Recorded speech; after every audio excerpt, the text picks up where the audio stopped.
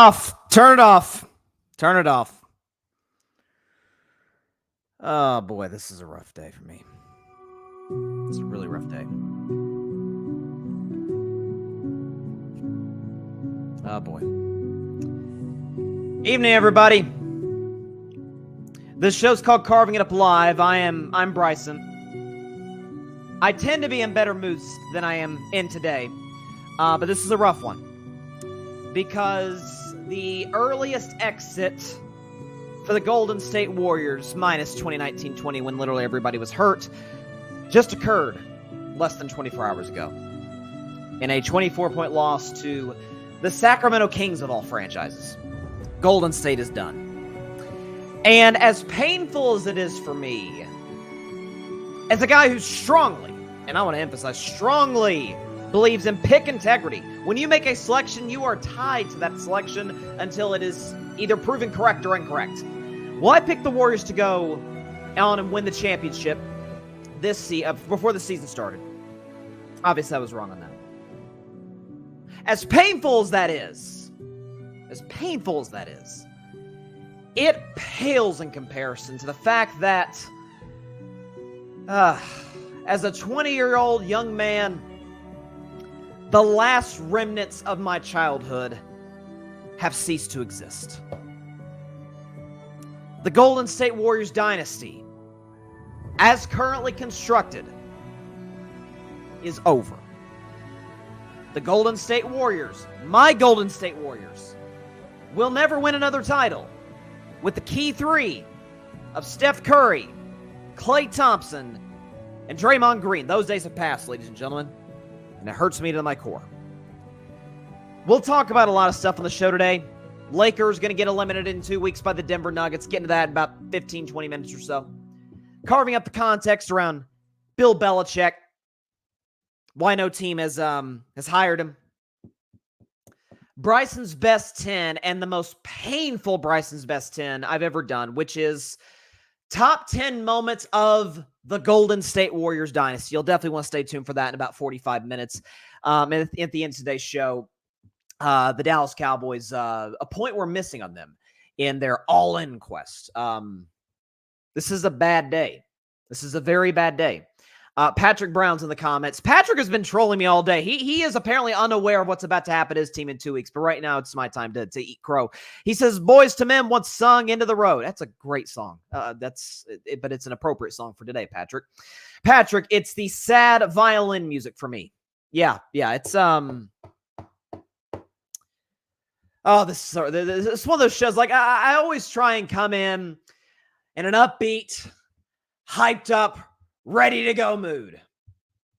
And today, simply, folks, is not one of those days. It's not one of those days in any way, shape, or form. So let's go and get started.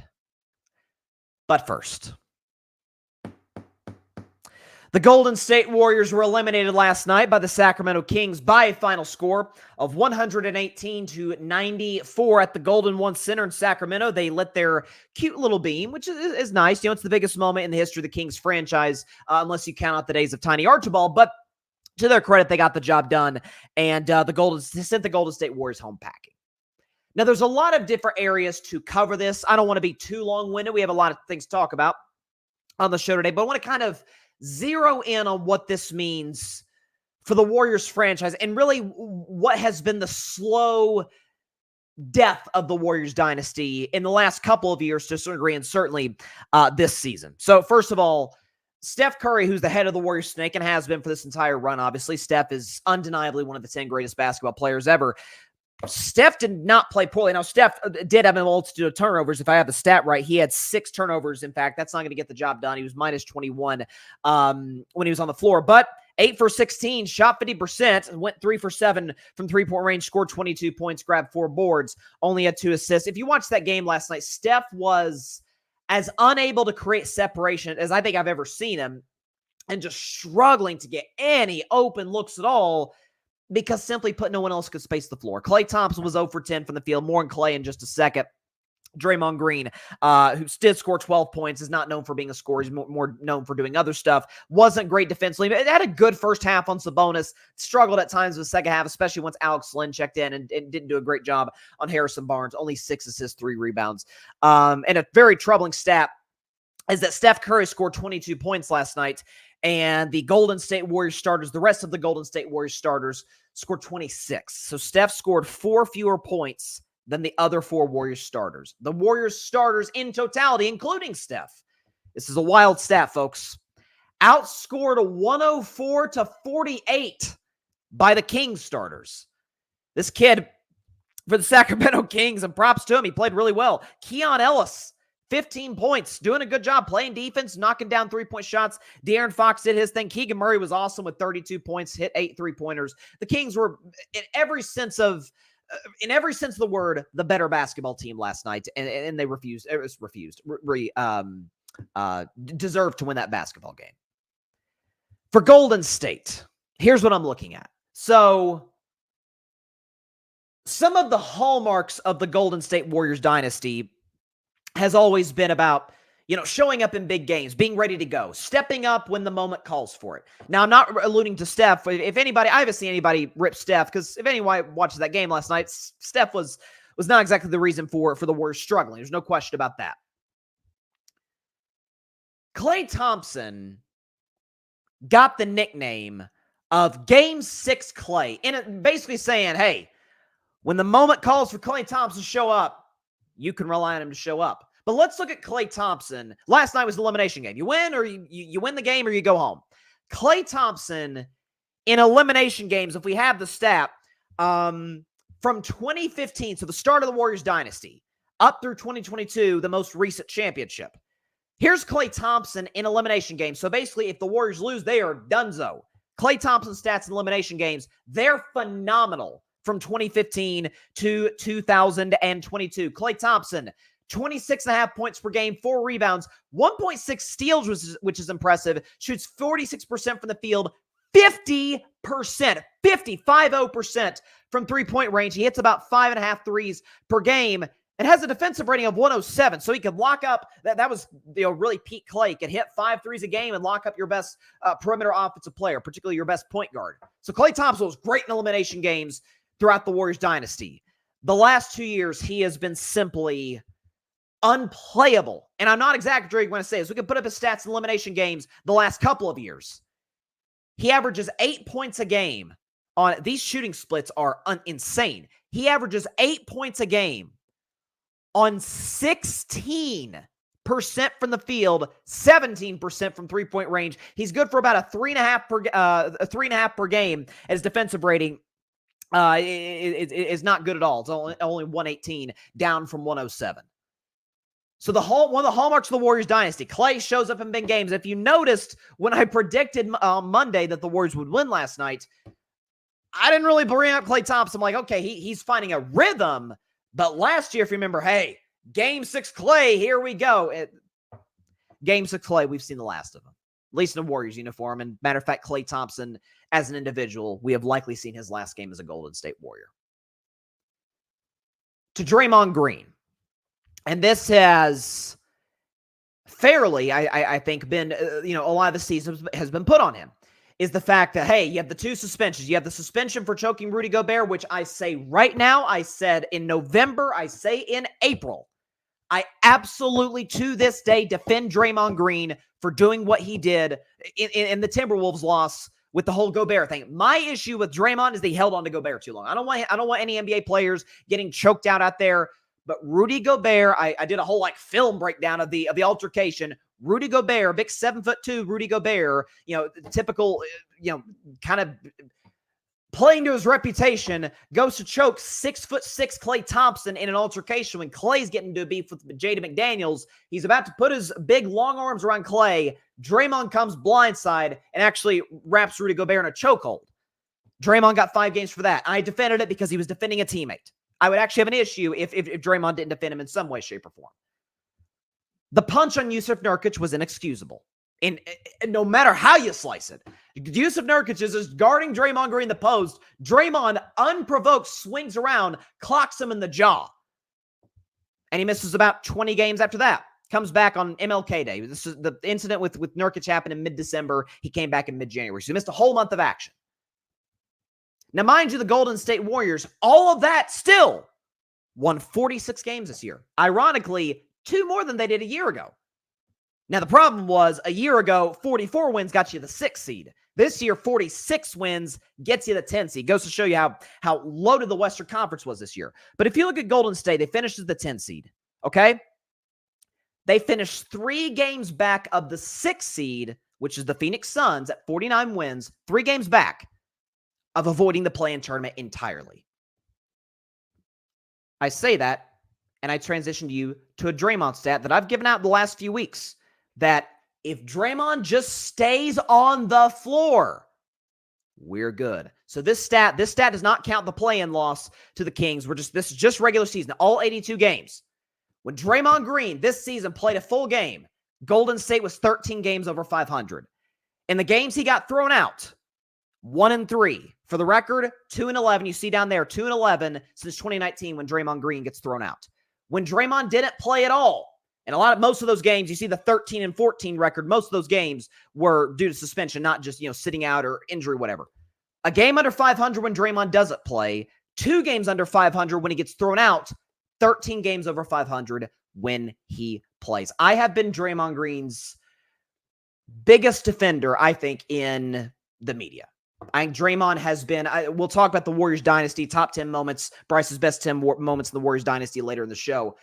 They do not get to 4 championships. They are not a dynasty if they don't have Draymond Green. The toughness and the intensity and just the overall skill he brings on the defensive end, the catalyst he is offensively, being able to get the Splash Brothers, open looks, the leadership, holding guys accountable, doing something that Steph, Clay, that's not really in their DNA, is to kind of get in guys' faces, be confrontational.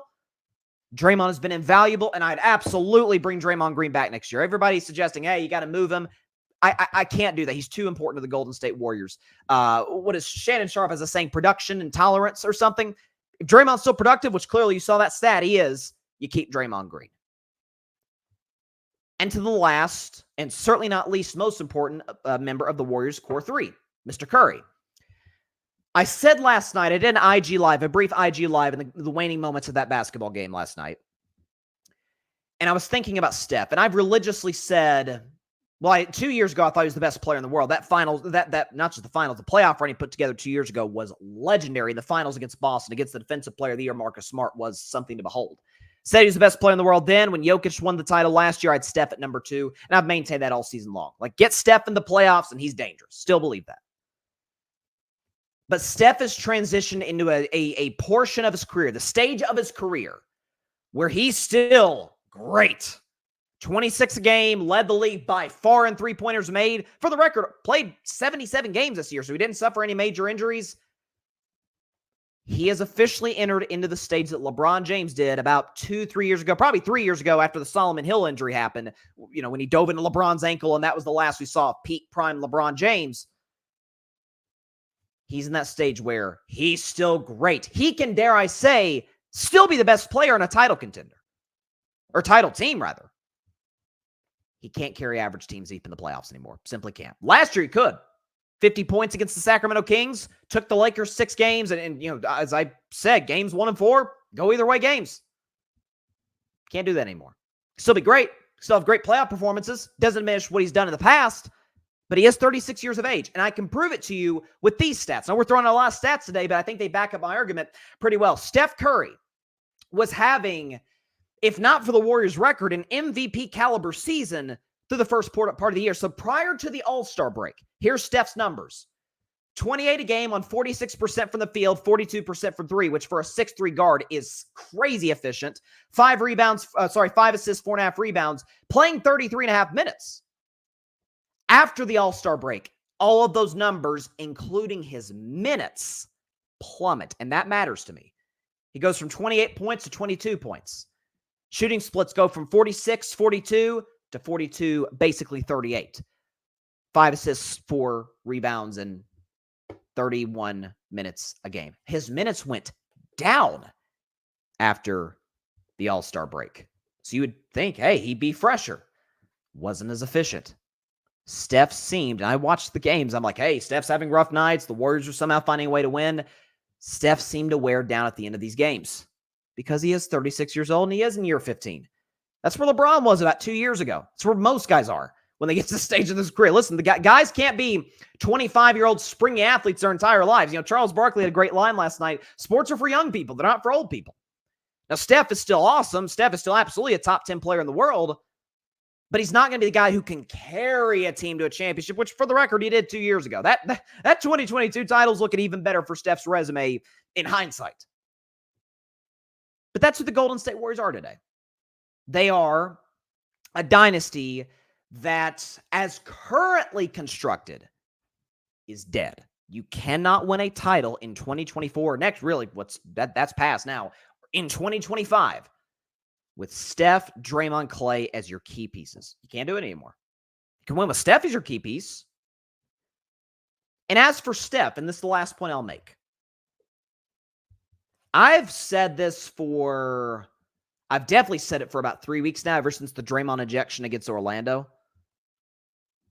And I'm really nervous about this today, especially as the news on this front has poured in over the last 48 hours or so, that I'm really nervous about the next 4 months for the Golden State Warriors. I'm not that nervous about free agency because, frankly put, if I know anything about Joe Lacob, that dude is pissed off how the season ended. Joe Lacob, for those who don't know, owner of the Golden State Warriors. He is as aggressive as they come. He's the Stan Kroenke, who's one of my favorite team owners in sports, of the NFL. He will go for it. The next 4 months are going to be key to the Warriors in terms of if they can compete for anything the next 2 years or so, 2-3 years if we're being generous. I have said a few months ago, I'll say now, I think there's a chance that the 2024 Olympic Games could play a similar factor in Steph Curry's decision on his future the way it did with LeBron James in 2008. Remember that now, again, different scenarios. LeBron was in his early 20s. Steph is 36. Different stage in their career. LeBron hadn't won a title. Steph had 4. Again, totally different stages of their career. Remember LeBron, Mr. Cleveland, I'm staying here my whole career. Then he goes to Beijing. Then he hangs out with Dwayne Wade and Chris Bosh and Kobe and Chris Paul, Dwight Howard. Pretty good team. LeBron looks around. He's like, whew, it is fun playing with these guys. Guys like Mo Williams, Anderson Varejao, Zydrunas Ilgauskas, ain't that fun carrying them to 60 wins a year and won finals in 07. Be nice if I could play with a couple of these guys in my future. And 2 years later, we went to Miami. Steph Curry's going to play with LeBron, Kevin Durant, Jason Tatum, Joel Embiid, and a host of other awesome American basketball players in 4 months, or 4 months at the Olympics. And he's going to look around and see, okay, LeBron's got Anthony Davis. Kevin Durant's got Devin Booker. A guy who's not even on Team USA. Giannis has Damian Lillard. Kawhi, who just joined Team USA, he's got Paul George. Jimmy Butler, who's not on the team, but he has Bam Adebayo, who is on the team. And I'm looking around and I'm seeing, okay, all of these contending basketball teams have a number 2 co-star except for me. Draymond is still good. Draymond can still be valuable to a title team. He cannot be your second best player in 2024 or 2025. So Steph will look around and say, yeah, what I got around me isn't going to cut it.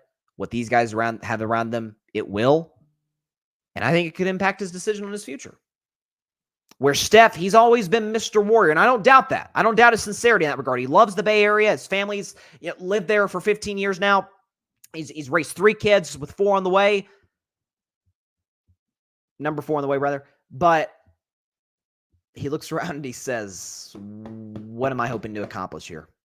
I'm past the stage where I'm winning MVP, so that's done. Clay's going to be gone. That's my man. That's my splash brother. He's going to be gone after this year. Chris Paul's contract's off the books. We'll see if he comes back on reduced dealing. There's a chance that happens. But he looks around. Do I want to be loyal? Or do I want to maybe stack a couple championships? Maybe get to 5. Dare I say 6? And it becomes a conversation. Hey, man, you can't put Magic over Steph now. I mean, he's got 6 championships. Look at the longevity. 1 for 2 different teams.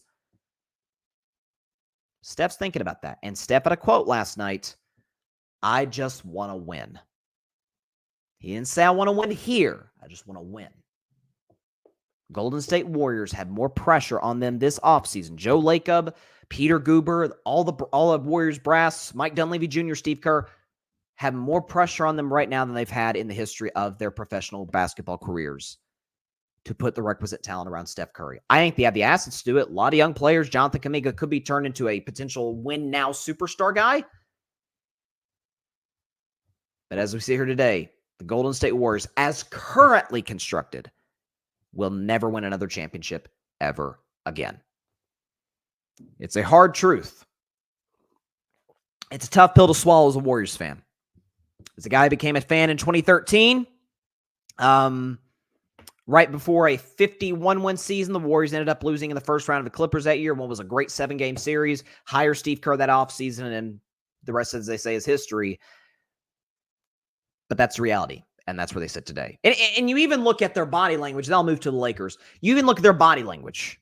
Klay Thompson is, before he leaves the floor in Sacramento, which was weird because it was Sacramento. It wasn't the Chase Center. It wasn't San Francisco, but in Sacramento, Golden One Center, he's like looking around, at the fans before he goes to the locker room. Like, Klay knows. Steve Kerr had a comment, hey, can't stay on top forever.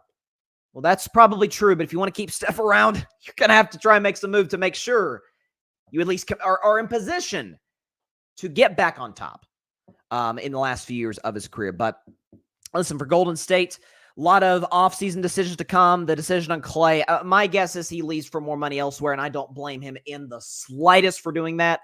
But that's the reality where they're at. Klay goes from again, the Klay numbers in elimination games from 2015 to 2022 averages 26 a game on 50% three-point shooting. Last couple of years in elimination games, he averages 8 points a game on 17% from three. And he's not close to the player he was defensively. And by the way, by no fault of his own, because he had basically the two worst injuries a basketball player could suffer. He literally suffered them back-to-back before he played his next game. ACL tear in 2019, Achilles tear in November of 2020. Sucks for Klay. And I hate to see him go out like this. I'll see. This is disappointing. Barry Grant Jr., host the All Even podcast, big Lakers fan. He's not going to like what I say about his team in just a second. This is what Barry says. I'll leave my response for the 8 o'clock spot. Yes, tune in the 8 o'clock spot tonight at 8 p.m. Eastern, 5 p.m. Pacific time on the Grid Network. I'm going to have to eat some serious crow. Because I'm not a flip-flopper. If I'm nothing else, I am loyal to my picks that the Golden State Warriors will win the title this year. And there were points in time, by the way, this season I came close to selling it, and then they finished the year 27-12. They're great defensively. This little bitty tiny team leads the league in rebounds. Yeah, it's listen, had they lost to Sacramento, given how the Warriors won a close-ish game to start the season against the Kings. Klay hit a game winner November. The Warriors won by 1. Malik Monk hit a game winner. I think that was also November or December. The Kings won by 1. The Kings and Warriors had a back-and-forth crazy game. The Kings won by 1. It was down to the wire every time. So for that to be just an avalanche was stunning. But the Dynasty ends on a whimper rather than a bang. But I want to re-emphasize this. The Dynasty, as currently constructed, is over. The good news is, and I've suggested this for about 2 weeks now, this guy in Milwaukee, he's playing his last game as a Buck this month, if he plays at all in the playoffs. Because I do not think Giannis will be a Milwaukee Buck next season. To me, the most likely destination is the Knicks. After that, I think it's Golden State. We know Giannis and Steph are close. They're tight. They like each other. The fit would work. Giannis gets to go from playing for Doc Rivers to playing for Steve Kerr. From playing with Dame, who's great, but he's not Steph. He's kind of like Steph light to a certain degree. That'd be a good fit. Barry, all I'm going to say is you should be ashamed of yourself for being such a homer and not an objective analyst as you are. I'm appalled. Well, listen, if I'm nothing else, I'm certainly objective. And I wasn't just, hey, the Warriors, it's just like 2015 all over again. They're going to win the next 3 championships. No, I backed up everything I said with stats. And listen, they didn't come to fruition last night. That's the real, of being in the play-in tournament is, or at least in the 9-10 game. You lose, you're done. Your season's over. And Sacramento just came in and outplayed the Golden State Warriors from the jump. Give them credit. they got to shine their little purple flashlight in the air. It was a really cute moment for them.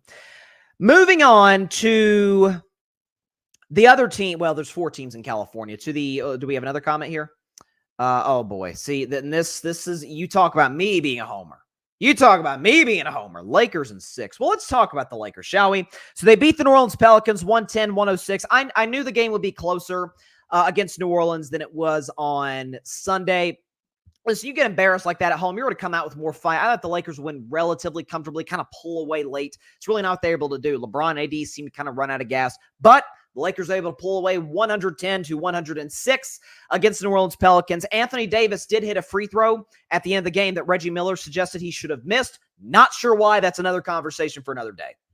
But LeBron's numbers, I think, are excellent. 23, 9, and 9. I didn't think LeBron played that well, to be honest with you. I think he kind of struggled, fell asleep a couple times on defense. He only shot 6 for 20 from the field. And a guy who's been red hot from three-point range. This is the greatest three-point shooting season of LeBron's career.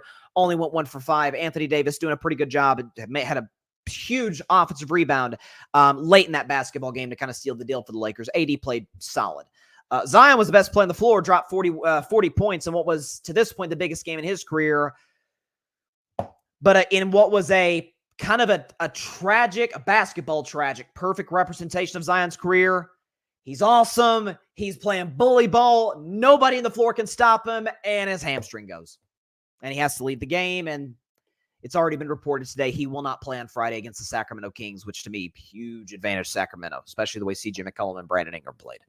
More on that on Friday. Here's the thing for the Lakers. So I said Monday's show that their season is over. Given the way the bracket plays out for them, their season is over regardless, either on Friday or in 2 weeks. Now, they ain't got to worry about playing on Friday because they were able to survive New Orleans. Had they lost, you say, hey, you said they would have lost the Warriors. Well, that's the part I was wrong on. But they would have lost on Friday to Sacramento because I don't think they've beaten Sacramento a single time this season. If not, they only got 1 this season. The Kings have owned the Lakers. Fortunately for them, they get a 7-game series against the team that has owned them in every way, shape, and form. We can put up the graphic. All graphics provided by my man Alfred Parso Jr. Shout out to Alfred. All stats provided by our friends at StatMuse. How about the last 8 matchups? Lakers, Nuggets. Lakers have a 115 offensive rating against Denver. They average about 110 points per game, shoot 47% for the field, 34% from three-point range. That ain't great. On the other end of the floor, they have a defensive rating of 123. They give up 118 points per game relative to their 110. Give up 50% from the field and 40% from three-point range. They have a net rating of minus 8.7, and they are 0 in their last 8 matchups. They have not beaten the Denver Nuggets one single time. And I am appalled to a certain extent about how many people are saying, hey, I'll tell you, Lakers got a puncher's chance against the Denver Nuggets. No, they don't. For the record, neither did my Warriors. I say that because all throughout this season, all throughout this hot stretch for the Warriors, I'm like, they can beat anybody in a 7-game series. Denver's going to be tough. All season long, all throughout the hot streak, I'm like, I don't know about Denver. That's a tough matchup. I'm also going to be objective and say the Los Angeles Lakers season is going to end in about 2 weeks.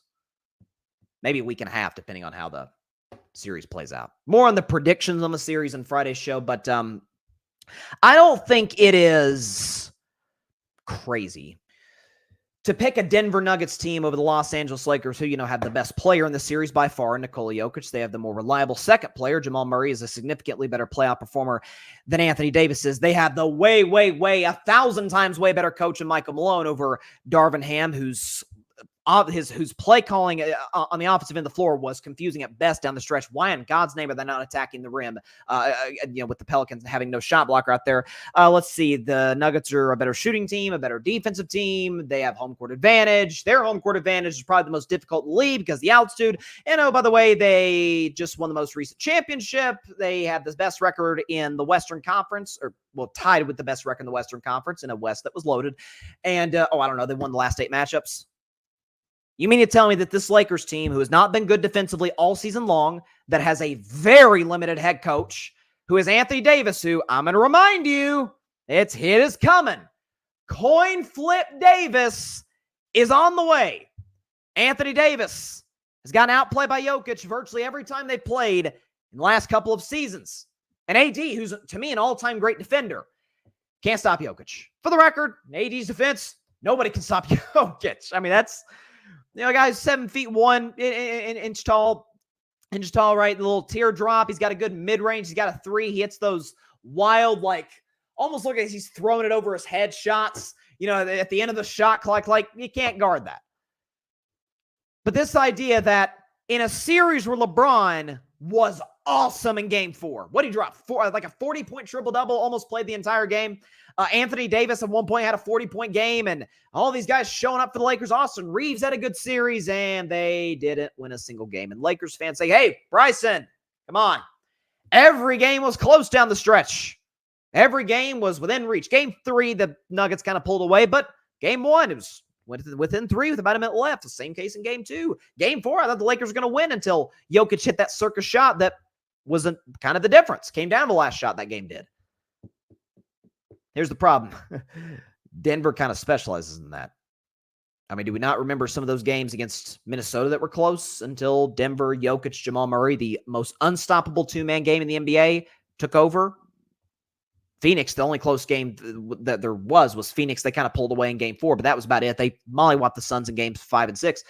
The Lakers, all 4 games, clutch games as the NBA calls them. Nuggets won all 3. And in the NBA Finals, they lost the one close game to Miami in game 2, but game 5, in a game, for the record, they played horribly, and in the offensive end, they still found a way to win that. It is amazing. When I'm hearing Lakers fans try to make the case, hey, this is a different year this year. Funny. The 3 matchups that the Lakers played the Nuggets, it should be, this to me matters. These weren't just average, run-of-the-mill regular season games. No.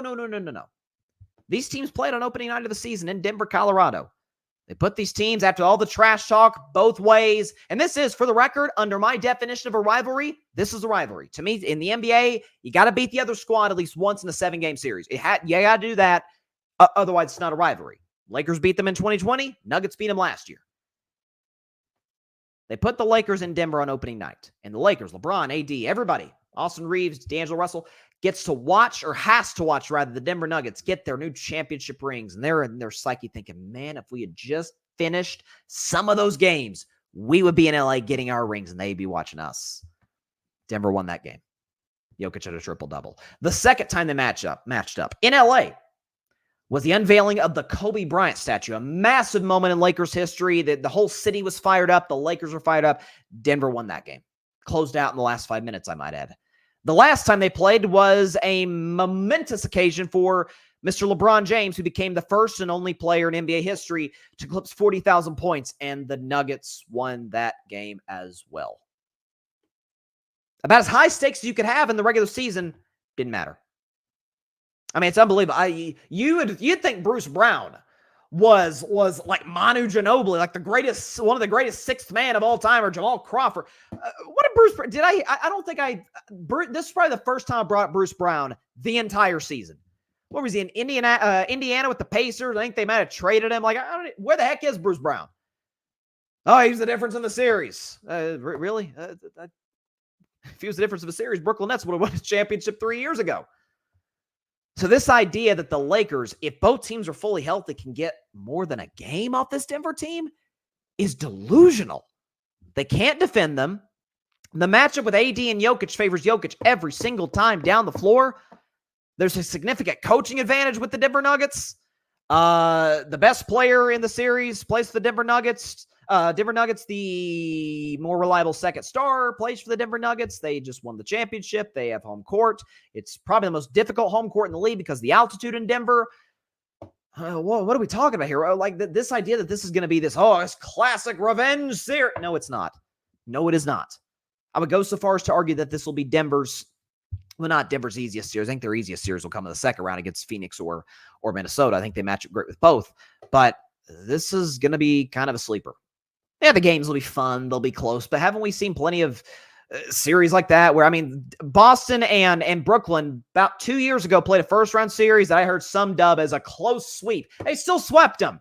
Didn't matter if the games are close. Boston swept Brooklyn out of the playoffs. Didn't matter.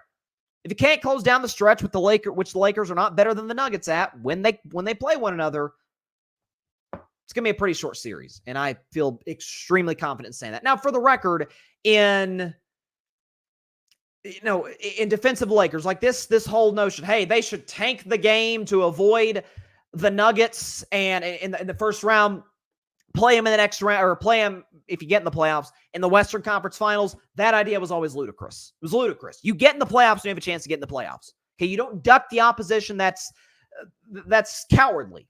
So, I mean, props to the Lakers. They were never going to do that anyway, but props to them for not doing that. But had they lost, they're done on Friday. Sacramento's beating them, especially given what we've seen from the two this season when they matched up. So, listen, props to the Lakers. 3-time play-in champions. Go ahead and hang that banner along with the in-season tournament banner. And they'll be out in 5 games to the Denver Nuggets. I mean, it'll be a quick series. I'll be kind.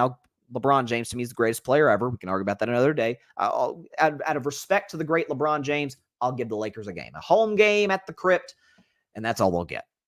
So, expect a quick series between the champs and the Lakers. I'm telling you, this is not going to be a classic first round. It's not.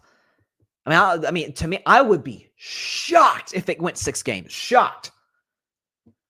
You know, what they say, history often repeats itself, and I'm here. Well, they beat him 4 years ago. Okay, Jokic and Murray, for the record, were basically kids at that point. LeBron was still in his prime. I mean, come on, there was no home court advantage. For the record, you didn't have to go on the road either, and I'm not one of those people who discounts the Lakers championship. Oh, it's a Mickey Mouse ring and whatever. Now, listen, they won that championship fair and square. The circumstances were the circumstances, which were not easy. Ask any player that played in the bubble. That was no fun.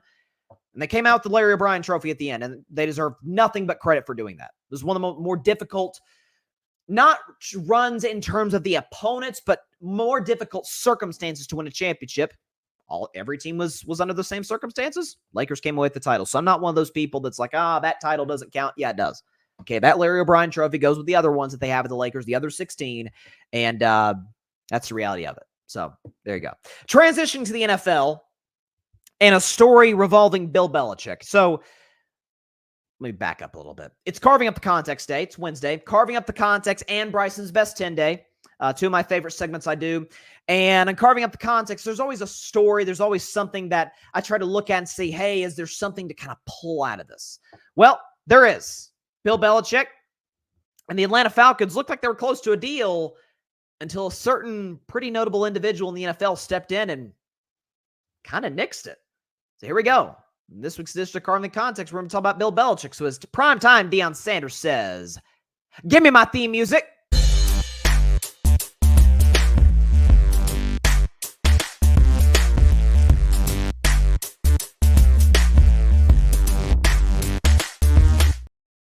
On this week's edition of Carving Up the Context, let's talk about Bill Belichick, who was, let's just say him and the Patriots amicably agreed to part ways at the conclusion of the 2023 season, which concluded 24 years of what was one of the greater runs by a head coach in any franchise, in any sport that we've seen. 6 Super Bowl titles, countless AFC championships, even more so division titles. I think the Patriots got like 18 in that stretch that he had when he was with Brady, which is nuts. But Belichick was on the open market. 8 teams, a quarter of the league, needed head coaches. None of them hired a guy who some consider to be the greatest coach ever. A new report came out from 3 sources who are about as close to the New England Patriots as you could possibly be, okay?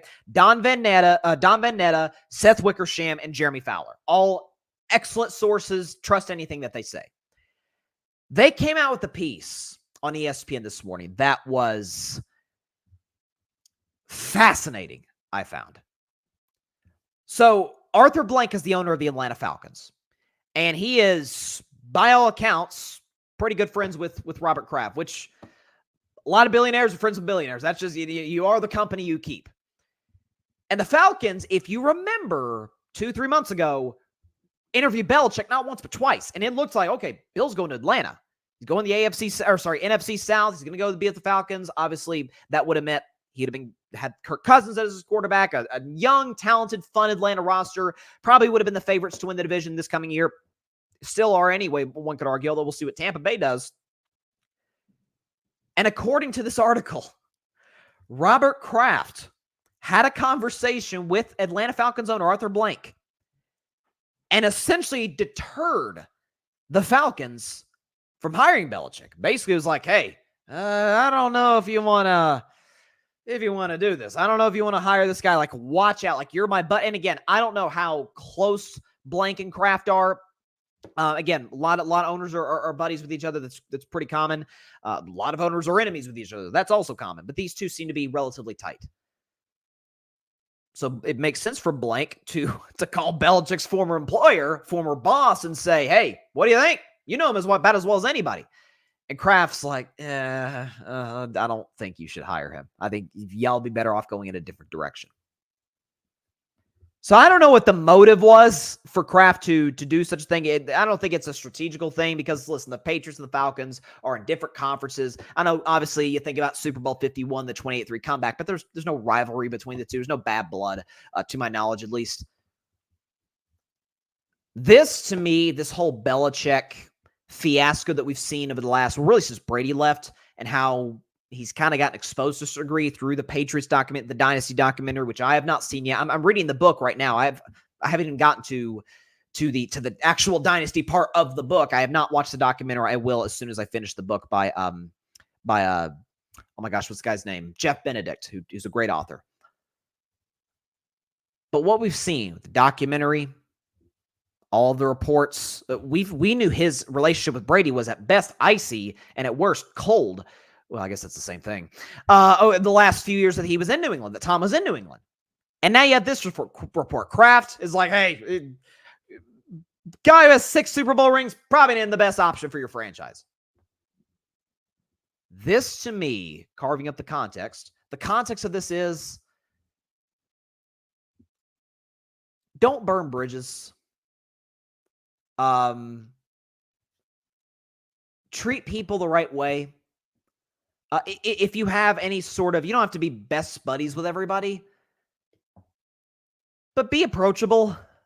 The guy who's employing you, at least try to be friendly to him or her. If they're not friendly back, okay, that's you control what you can control. And it's a lesson that when you're partnered with somebody who's equally successful as you are, and ego steps in, and you let it affect your outlook. You let it affect how you view yourself in a certain way. And then when that certain somebody leaves, it's just like a marriage. You got 2 successful people, one leaves, it's just as successful, even more so. That's Tom Brady going to the Tampa Bay Bucks. And the other is left behind, isn't as successful, maybe doesn't have the greatest relationship with other family members, and his or her ex are flourishing. That's Belichick. That's Brady. Brady is beloved in Patriots land. He's beloved by former teammates. Gronk and Edelman talk about him like he's their twin brother. They freaking love that guy. Belichick, Edelman, Gronk still speak highly of him. Matthew Slater, they defended him when that dynasty happened. Okay, my man Tim Barnard hosts the Boston Sports Summit, which airs in about 15 minutes here on the Grid. Definitely check that out. He talked about like, hey, these guys are defending him. That's got to say something. And it absolutely does. These guys know Belichick as well as anybody. But I'd argue Robert Kraft knew him better than anyone else.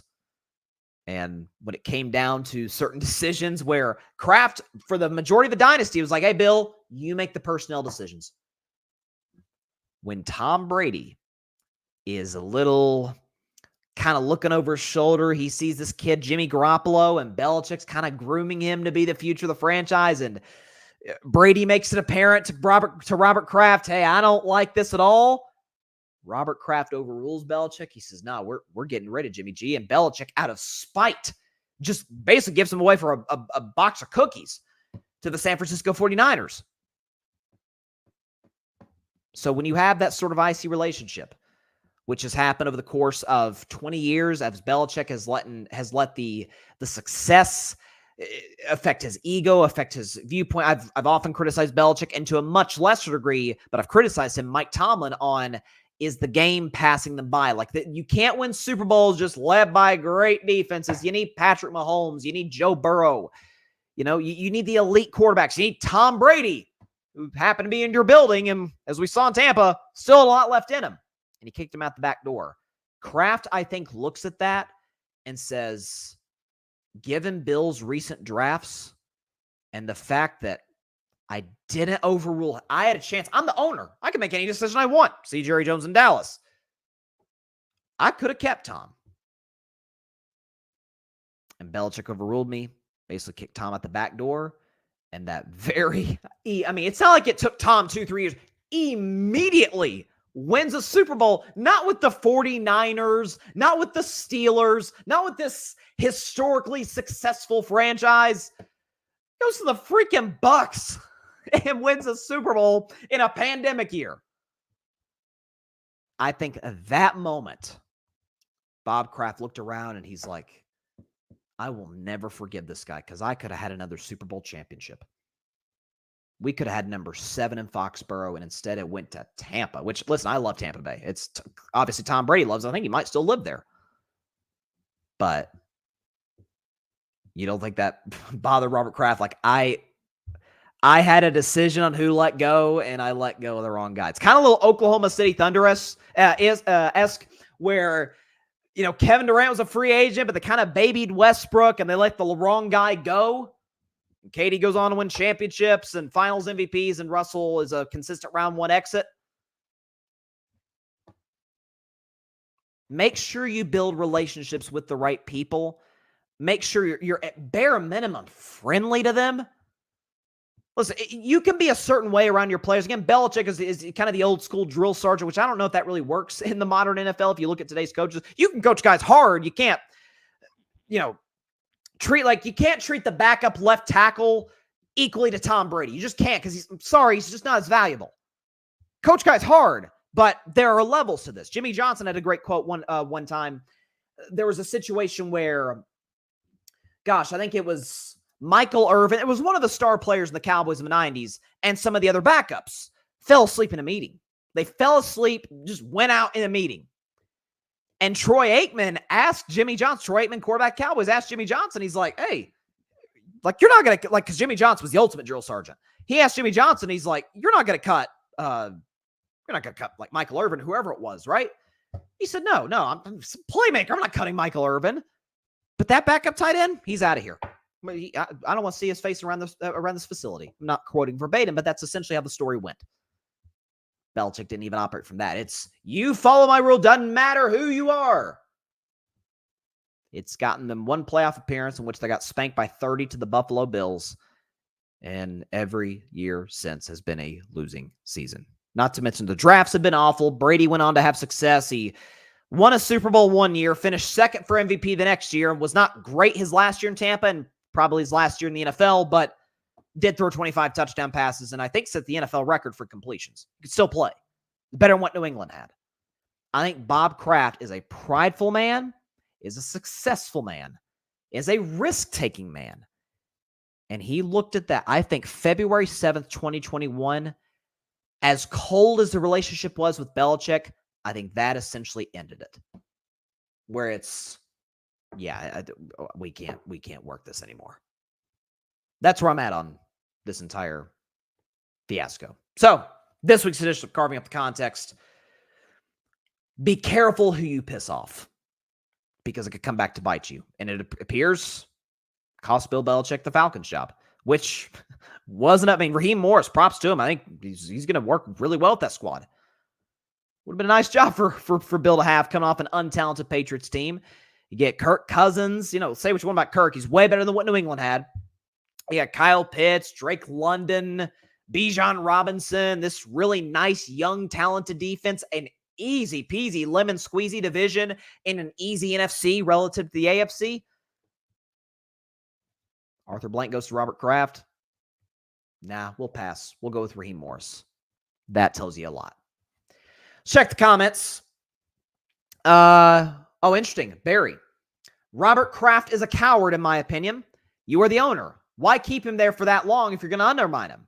That's weak. If it wasn't for Belichick and Brady, Robert Kraft would not be in the Hall of Fame. I don't know if Kraft is in the Hall of Fame. I could be wrong on that. Like, it seemed like I remember thinking about that. Like, man, how's Jerry Jones in the Hall of Fame? Which, for the record, he should be. I've been critical of Jerry, but he's absolutely a Hall of Fame owner.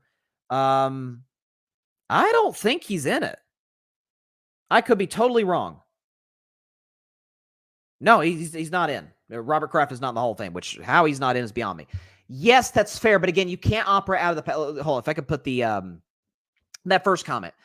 You said, yeah, if he ain't, he will be. Yes, he will be. You are the owner. Why keep him there for that long if you're going to undermine him? Because simply put, when you are successful for a certain period of time, you're going to get more leeway. Now, and that's again, not to keep bringing up the Cowboys. We'll talk about them briefly at the end of the show, but that's what makes the McCarthy thing so confusing. Is that McCarthy has a championship that was almost 15 years ago.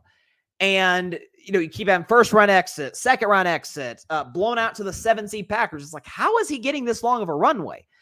Now, I think there's reasons for it that are, self-explanatory involving Jerry Jones, but great coaches tend to get long runways. Like if Steph Curry, God forbid, decided to leave the Warriors, they let Clay go, they trade Draymond. Steve Kerr has a bad year. It's fine. Has another bad year. Okay, we need to sort of get to the rebuilding. If he has 3 bad years in a row, the Warriors going to move on. Like he's going to get a certain leeway because he's an all-time great head coach. He's a Hall of Famer, one of the 15 greatest ever. But he's not going to get forever. Ultimately, Robert Kraft looked around and said, yeah, we can do better. A guy who refuses. I'm going to give him an opportunity to evolve, but Tommy wins year 1.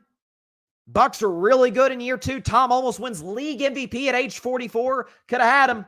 You kicked him out. My guess is, rightly or wrongly, he kind of held a grudge against Belichick.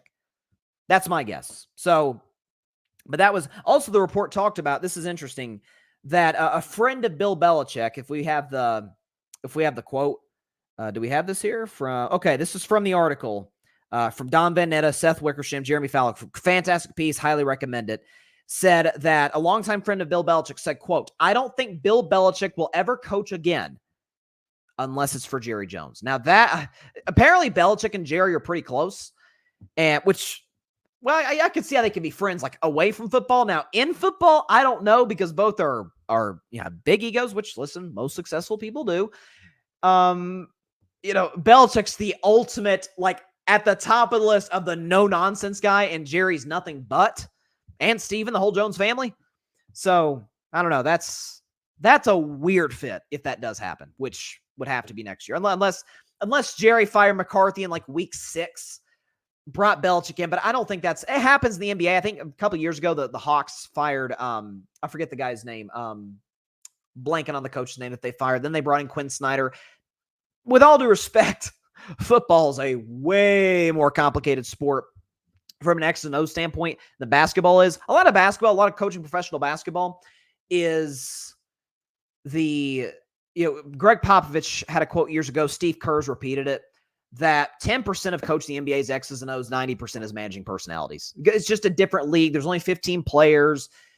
You're able to, 82 games, you're able to get a certain level of superstardom and notoriety off the court, unlike what you can get in the NFL. Like you have to be a super duper duper star to be everybody knows who Tom Brady is. If you could never watch a football game in your life, you know who Tom is. Increasingly, that's Patrick Mahomes. It's Travis Kelce, with the Taylor Swift relationship. Odell, because of social media, kind of reached that. But by and large, I'm trying to think of an NBA player who's, James Harden's way past his prime. I'd say more people know who James Harden is than CeeDee Lamb. CeeDee Lamb's way better at his sport than James Harden. So, there you go. All right. This is going to be what I'm about to do. This is about to be the most difficult sports segment I've ever done in my life. It is just... See, I'm not a nostalgic guy by nature, at least when it comes to sports. I'm not a nostalgic guy because I think when you become too tied into the past, you have like blinders to the present. Like Kevin McHale was an all-time great player. He's one of the keys to a Celtics dynasty in the 80s and a deserved Hall of Famer. Pretty good coach as well. Better than he gets credit for. But hey, I'll tell you what. Kevin Durant, Steph Curry wouldn't have survived in the 80s. Oh, give me a break. Give me a freaking break. You can shoot the basketball like that, you can survive in the 80s. You can handle the ball like that, you can survive in the 80s. Kevin Durant might have been a different conversation because physicality definitely affects KD even more than it does Steph, which is weird because KD is, a way taller guy. But this idea, they wouldn't have. I have a rule. Great players would work in any era. Bill Russell, Wilt Chamberlain would have worked in 2024. I firmly believe that. Size, length, shot blocking ability. Now, is Wilt dropping 100 today? Absolutely not. That's delusional. I don't think anybody's dropping 100 anytime soon. Who knows? Wemby might someday. But again, don't stay too tied into the past or you'll miss the present. This is one of those rare days. I want to make sure we have all of the graphics ready to go. We do. This is one of the rare days where I get to be nostalgic from the last 10 years or so. So, do a segment every Wednesday called Carving Up the Context. You just heard that. I do another segment called Bryson's Best 10, which is I just basically rank my top 10 for whatever it is. Well, it feels appropriate today, the day after the Golden State Warriors dynasty as currently constructed comes to a screeching halt and an end, really. Feels appropriate to talk about the great moments. This is a sad day in Dub Nation, but as my mom told me today, don't cry because it's over. Smile that it happened. So today, we're going to think about the good things about the Warriors dynasty. So, get the background music going right now. Bryson's Best 10, the top 10 Warriors dynasty. Here we go.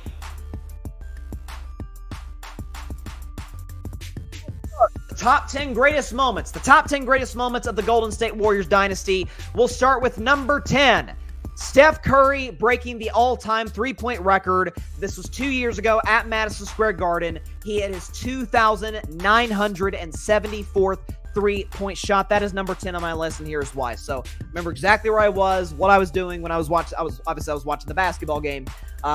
Steph Curry in the 21-22 season was kind of chasing the record. The Warriors started that season red hot. Steph was playing at an MVP level to start and shooting the lights out of the basketball.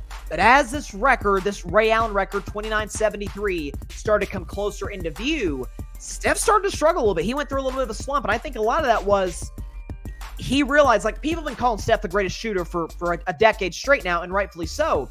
But now that you get to literally have the title, I hit more threes than anybody. I'm the greatest three-point shooter ever.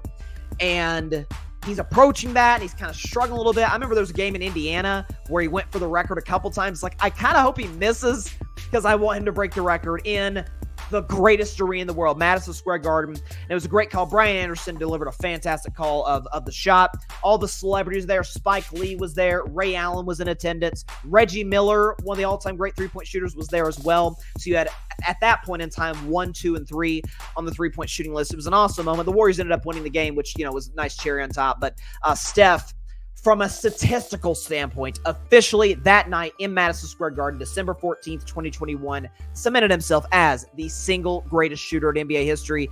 He's hit well over 3,000 threes by this point, and listen, he's going to hit over 4,000. If he plays long enough, is 5,000 within reach? I don't know, but Steph has shattered the record books. Every record from three-point range, he's gotten that, and that is Steph breaking the three-point record, the 10th greatest moment in history of the Warriors dynasty. At number 9, a guy who sadly will probably not be a Warrior ever again, Mr. Klay Thompson. But let's look at a great Klay Thompson moment. I can't believe I'm saying this to this day, 37-point quarter against, ironically, the Sacramento Kings. Klay Thompson's 37-point quarter, 9th on the list of the greatest moments in the history of the Warriors dynasty. Here's why. So, I remember this game. So it was kind of a late January game. The Kings weren't very good. The Warriors were playing great basketball. It was the first year under Steve Kerr. Steph was in the midst of an MVP season, and everything was clicking. It was kind of a sleepy game. Nothing crazy happened. And then this joker goes nuclear in the third quarter. I want to read you Klay Thompson's third quarter stats in that 2015 game against the Sacramento Kings. He went 13 for 13 from the field. He shot 9 threes, hit all of them. It's a far cry from what happened last night, but let's not think about the bad, let's think about the good. Klay Thompson broke the record. I think the previous record was like 32 points in a quarter. George Gervin, I think, had the record. Klay Thompson against the Sacramento Kings. 37 for a game is like, wow, that guy played well. He did that in a 12 minutes. His 60-point game and whatever it was, 29 minutes didn't make the list because this one, I don't think it'll ever be passed. If someone may score over 37 in the quarter, I don't think he'll do it on perfect shooting. I mean, 13 for 13 from the field, 9 for 9 from three-point range. One of the all-time greatest, in my opinion, the greatest offensive quarter I've ever seen in my life. I'm not sure if it'll ever be surpassed. Klay Thompson's 37-point quarter in 2015, the 9th greatest moment in the history of the Golden State Warriors franchise. At number 8, I remember this very well, the 3-1 comeback in the Western Conference Finals to beat the Oklahoma City Thunder in 2016. The Warriors 3-1 comeback over the Thunder. The 8th greatest moment in history of the Dynasty, and here's why. So, listen, that was a weird series. The Warriors that year, obviously, 73-9. Steph wins another MVP. They blow through the Rockets. They get challenged a little bit by Portland, but they dust off the Blazers quickly in 5 games. And then they match up against Oklahoma City, who has Kevin Durant in his prime, Russell Westbrook in his prime, a good roster around you, Serge Ibaka, Steven Adams. The Thunder seal Game 1 in Golden State. Warriors take Game 2. And then the Thunder in Games 3 and 4 in Oklahoma City, I mean, obliterate the Warriors. Like, if you'd have told somebody who'd never watched basketball, hey, the team that the white team, the Thunder's playing, they won more games than anybody's ever won in a single season. You'd be like, no, they didn't. Boy, they're looking. But Game 5, it's close. Steph closes out the game with a steal, and Kevin Durant hits a layup, yells to the crowd, we're not going home. And then Game 6, the infamous Game 6 Klay, 41 points, 11 three-pointers. Steph Curry chipped in with 30 of his own, hit the dagger shot. Klay hit the go-ahead shot about a minute before that. The Thunder kind of self-imploded. The Warriors won Game 6. And in Game 7, Mr. Curry dropped 36 points and hit the dagger 3 to beat Oklahoma City and win that series 3-1. Now, this moment would have been higher had the Warriors went on to win the championship. We know what happened with another particular 3-1 lead against the Cavs that I don't feel like talking about today. But the Warriors 3-1 comeback in the Thunder is the 8th greatest moment in history of the Dynasty. The 8th greatest moment, which led to the 7th greatest moment in the Warriors dynasty, which is Kevin Durant signs with the Golden State Warriors in 2016. KD signing with the Warriors, the 7th greatest moment in the history of the Warriors dynasty, and here's why. So again, this is a I remember where I was type of moment for me. So I remember the night before. See, at this point, I just turned, 13 years old? It's hard to believe. I didn't have Twitter, didn't have Instagram, none of that. But I was able to, I followed NBA news. NBA free agency had just started, and I'm still reeling from the Warriors losing the finals to Cleveland. And Kevin Durant is the free agent. He is the guy that everybody, Boston, Washington, the Clippers, everybody's going after. Obviously, the Thunder. And I remember reading an article before I went to bed on July 3rd, 2016, that said the Warriors are a finalist. I'm thinking, oh my gosh, I don't think it's going to happen, but maybe, just maybe, KD chooses the Warriors. Wake up the next day. It's July 4th, Independence Day. Go downstairs. Or eat breakfast. I go downstairs in the basement, turn on the TV. I think it was Colin Cowherd's show. Turn on the TV. Breaking news, Kevin Durant signed with the Golden State Warriors, and I was just, it was nuts. It was a fantastic moment because at that point I knew, ain't nobody beating us. You're telling me a champion from 15, an almost champion in 16, and a 73-9 Warriors team just added a guy who prior to that had won 4 scoring championships and an MVP. Yeah, nobody's beating this team. They didn't have to trade for him. None of that. He just signed with them straight up. And Kevin Durant went on to win 2 finals MVPs, 2 championships. And let's be real, had he stayed healthy in 2019, it would have been a 3-peat. Kevin Durant signing with the Warriors, the 7th greatest moment in the history of the Warriors franchise. Very impactful in KD, which is mind-boggling to me. Still, it's people still holding against him for making a decision that was the best interest of him, basketball-wise and business-wise. Kevin Durant to the Warriors at number 7. At number 6, Steph Curry's back-to-back league MVPs. Steph Curry's back-to-back league MVPs, the 6th best moment, or moments rather, in the history of the Warriors franchise, and here's why. So, Steph joined a very short list of guys who won back-to-back MVPs. Think about guys recently, such as Jokic, such as Giannis Antetokounmpo. LeBron's done it. Wilt, I don't know if Wilt did it. Kareem did it. Moses Malone, most underrated player ever, did it. Michael Jordan. All the greats have gone back-to-back. Steph became one of those in 2016. 2015's MVP, he hit 286 three-point shots, which was a record. He broke his own record in doing so, led a 67-win Warriors team to the championship. To this point, he's the most recent MVP to win a championship in that same season. We'll see if Jokic or Shea or Luka, whoever wins this year, is able to do that. 2016 might have been the greatest offensive season we've ever seen. Be it Kobe's 37-point per game year, 35, 37-point per game year, any of James Harden's years, Jordan's 88, 89 season. No matter how you slice it, the 2016 Steph Curry season was unreal. So I just said he hit 286 threes in 15, which was a record. In 2016, the record's 286. Stephen Curry hit 402 three-pointers. He broke his own record by 100, shattered his own record by 116 three-point shots made. Again, 400 is still yet to be surpassed. That record still stands today, and Steph is, again, continuing his assault on the three-point record books. Steph averaged 30 a game as a guard on 50, 40, 90 shooting, led the league in steals. It's one of the great offensive seasons we've ever seen in our lives. The back-to-back MVP stretch, certainly one of the pinnacles of Steph's career. Not many guys have won 2 MVPs. He's one of them. He's certainly one of the all-time greats and one of the 10 greatest to me, undeniably, to ever play in the history of basketball. Steph's back-to-back MVPs, the 6th greatest moment in history of the Warriors franchise. Moving into the top 5, some may be surprised how high this is, but I still hold it near and dear to my heart. The Golden State Warriors in 2015-16 going 73-9. 73-9, the 5th greatest moment in the history of the Warriors franchise, and here's why. So the Warriors were the best offensive team that year, best defensive team, no surprise there. Again, I understand people try to poo-poo it because they ended up losing the finals to Cleveland. Totally get that. But I'm not going to say this is DiMaggio's hitting streak unbreakable.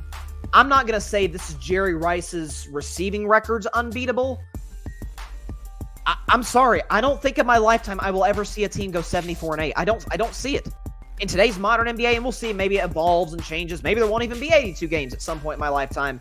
I do not see a team winning 74 games in an 82-game season. It's 73 is nuts. Steve Kerr, who ironically played for the 72-10 Bulls in 1996 and coached the 2015-16 Warriors, which won 73 games. He said after 96, he's like, nobody's getting 72. 20 years later, almost exactly, the team he coaches gets to 73. Again, in today's modern NBA, load management, the whole bit, I do not see a team getting to 74 wins.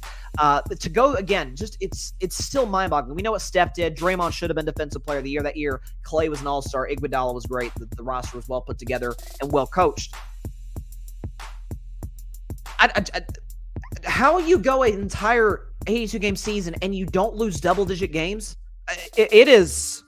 we'll never see it again. I'm sorry. We will see anybody get 73. Dang sure won't see anybody get 74. That is the commitment you got to put to that. And one could argue that the Warriors going for that record may have taken a little bit, sapped a little bit of the energy out of them for the playoffs. Not an excuse, but Andre Iguodala said in his book, which is literally right behind me right here, The Sixth Man, that he and the Warriors kind of regret at times going after 73-9, but it's still an unbeatable record, so it makes the top 5. 73-9, the 5th greatest moment in the history of the Warriors. At number 4, we move into ring time. The 2018 championship, Golden State in 2018 going back-to-back against the Cleveland Cavaliers and winning this ring right here. Do we have it? Oh my goodness, that was anticlimactic right there. This ring against the Cleveland Cavaliers, Golden State sweeping Cleveland, beating the Cavs for the 3rd time in 4 years. Listen, that 2018 title was the weirdest of the 4 championships because that year, you're coming off a 2017 title, Steph in his prime, Clay in his prime, Draymond in his prime, and obviously KD in his prime, Iguodala the whole bit, Steve Kerr coaching the squad. The Warriors won 57 games that year, and it felt like nothing but locker room turmoil. David West, who was a veteran on that team, retired after that championship, said, hey, y'all don't know what happened behind the scenes. And it's like, what went on? Well, we'll see. Well, maybe someday we'll know, but in first round, gentlemen swept the Spurs. Second round, gentlemen swept the Pelicans and Anthony Davis. The 3rd round, you're taking a Rockets team that isn't close to as talented as you are, but has you down 3-2. But Game 6, Clay shows up in Game 6. Warriors blow them out. Game 7, Steph almost has a triple-double. KD plays well, and the Warriors knock out the Rockets and go on to sweep the Cleveland Cavaliers in the NBA Finals to get 3 championships in 4 years. It was the title that officially cemented this Warriors team as a dynasty. The 2018 NBA Championship, the 4th greatest moment in history of the Golden State Warriors dynasty. At number 3, I call this the revenge title. The Warriors winning the Finals in 2017, beating the Cleveland Cavaliers 4-1 and winning this ring.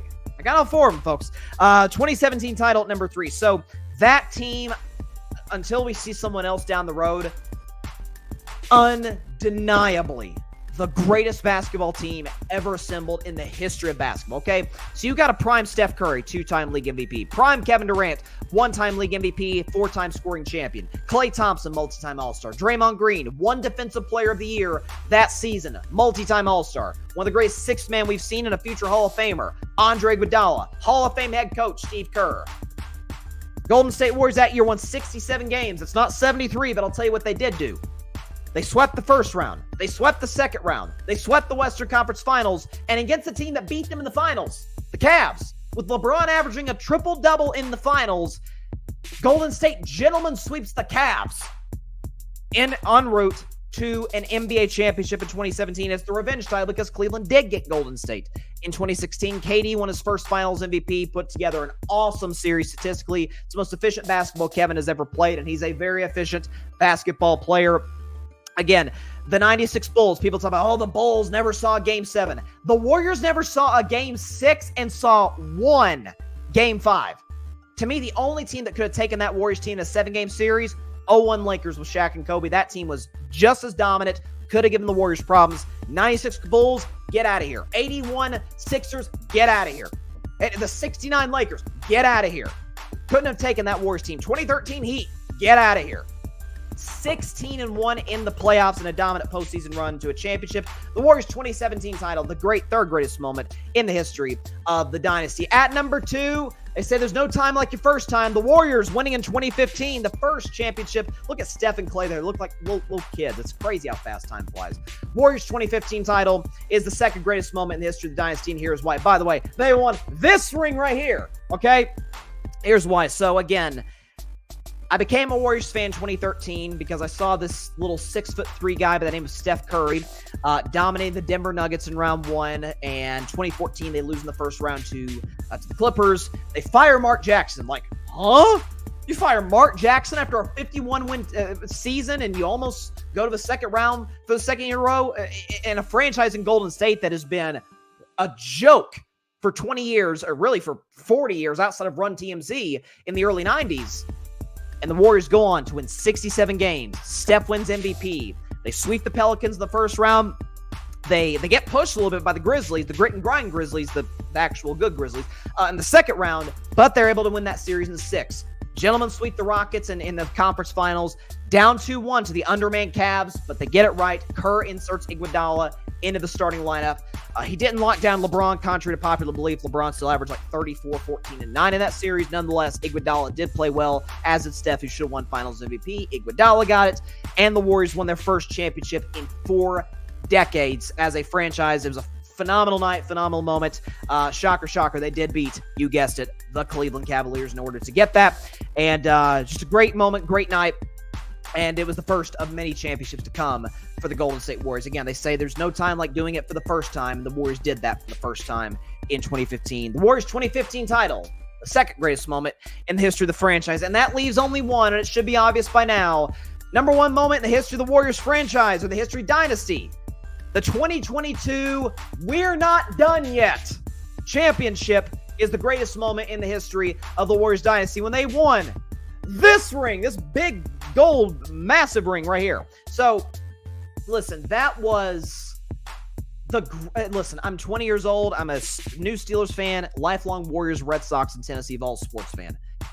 In my 20 years, going on 21 years of life that the good Lord has given me, that was the greatest night in my sports rooting life, and it's not even close.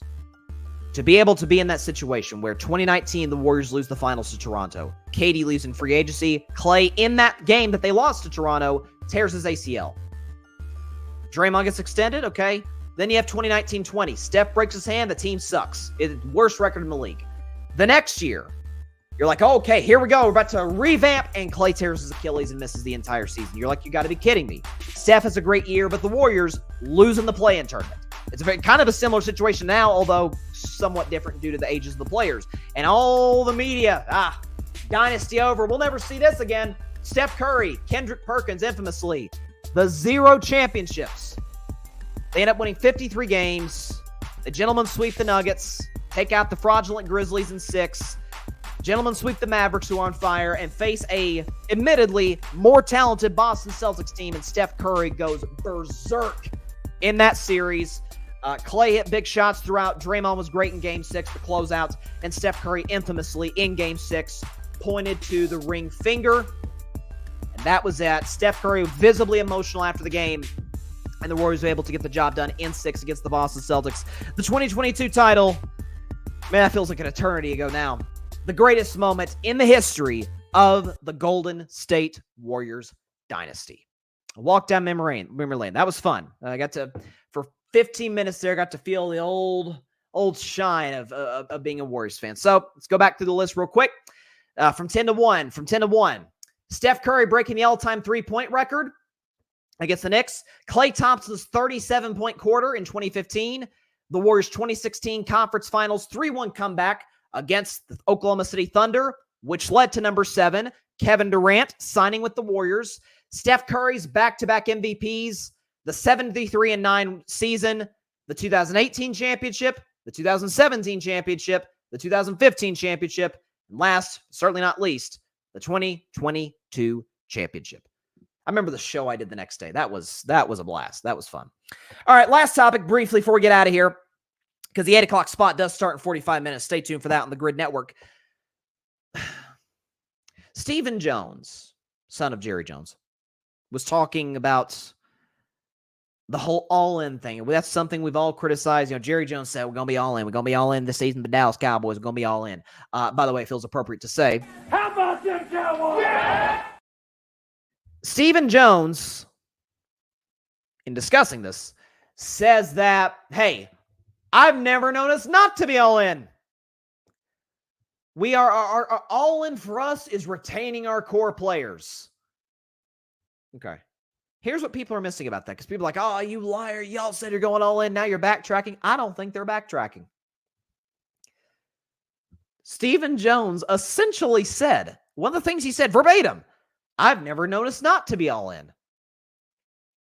So logically speaking, that statement, preceded by Jerry's, we're going to go all in, only leaves the possibility or the reality that the Dallas Cowboys aren't going to change anything, which not a surprise to me, not a surprise to most people, but to anybody, and I feel sorry for anybody who did this, but believe, hey, Jerry, I'll tell you what, he's not going to let this stuff slide anymore. We're going to go.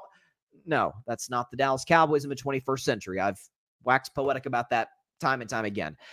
But Steven talking about, hey, our goal is to extend our key players. Dak, CD, Micah. Well, we're sitting here. It is April 17th, and none of them have an extension. And with all three, you have nothing but negative news. Micah Parsons, the report came out a couple weeks ago that patience has worn thin, and he's really irked the Cowboys franchise. With Dak, we basically have the news, hey, him and Jerry have, it seems like, mutually agreed. He's going to be a free agent next year. So you said, hey, Stephen Jones, we're going to extend Dak. Well, ask Pops. I don't think he agrees with you. And then for CeeDee Lamb, we get the reports he's a contract holdout, as he should be. CeeDee Lamb's going to get his money. So it is just, I have said for years that I don't think the Cowboys get enough credit for how poorly they're run. That regardless of all the big flashy stars, Dak, the quarterback of the America's team, and CD number 88, and this Micah Parsons kid who's going to tear up the league, the next Lawrence Taylor I heard, and Trayvon Diggs and all these guys. You can't win Super Bowls with bad management, bad general manager, a bad owner, and limited head coaches, which McCarthy is, Jason Garrett was, Wade Phillips, Chan Gailey. Bill Parcells is really the only exception. He took the Cowboys from irrelevance to, hey, that's a respectable team. And let's be real, Wade Phillips, with the addition of T.O., basically won with Bill Parcells' team that he created, that he was able to develop. So apparently Stephen Jones, his definition of all in, or really Jones family's definition of all in is stand pat. Do what we do. Okay. It's worked really well for you the last 28, 29 years, but what do I know? All right, that's all the time we have for today's show. Appreciate everybody stopping by as always. Be sure to catch Carving Up Live on Friday at 6 p.m. Eastern, 3 p.m. Pacific time right here on Twitter, as well as the Carving It Up YouTube channel and the Grid Network YouTube channel. And be sure to like, share, comment, and please take 2 seconds out of your day. Hit that big red subscribe button down there. Helps the channel grow exponentially. We're trying to get to 1,000 subscribers. We are getting close. I think we're close to like 950 now. So we are inching closer to that 1K. So if you have not subscribed, hey, takes a couple seconds. Down there, hit that big red subscribe button on YouTube and become part of the Carving Up family. If you have subscribed, tell everybody you know about the show. And except your sleeping cat. My cat's been in a weird mood today. So just, tread lightly. Also, just as important, be sure to go subscribe to the Grid Network. That is GRYD, the Grid Podcast Network, right here on YouTube, as well as any and everywhere you get your favorite podcasts, be it Apple Podcasts, Spotify, iHeartRadio, Google Podcasts, any and everywhere you get your favorite podcasts on the Grid Network. My man, Tim Barnard, Boston Sports Summit, is on right now. Check his show out. And in about 40 minutes, less than 40 minutes, the 8 o'clock spot, the Grid Network's weekly game show. I'm going to have to eat some crow, my Warriors takes. But you know what? Ride or die. Dub Nation till I die. I'm going to stand pat, pick integrity. I don't run from it. I run towards it. All right. See y'all on Friday. Please stay safe out there. Please be sure to take care of your physical as well as your mental health. And please, please, please be sure to contact your local state representatives and senators to demand change for gun violence in America, no matter where you lean, right, left, center. It's a problem that affects each and every one of us. And no matter what anybody on either side of the aisle says, there's not one solution that can fix it, but we've got to do something soon. Very, very important issue to me, and I know to a lot of people out there, and it affects all of us. So let's do what we can to address it. All right. See you on Friday. Stay safe out there. God bless y'all. Peace out. Man, I'm even off of my peace out. It's been a rough show. Thanks so much for watching the show on YouTube, and be sure to go click that big red subscribe button and check out the other clips and full shows from Carving It Up Live, as well as our other incredible content creators here on the Grid Network.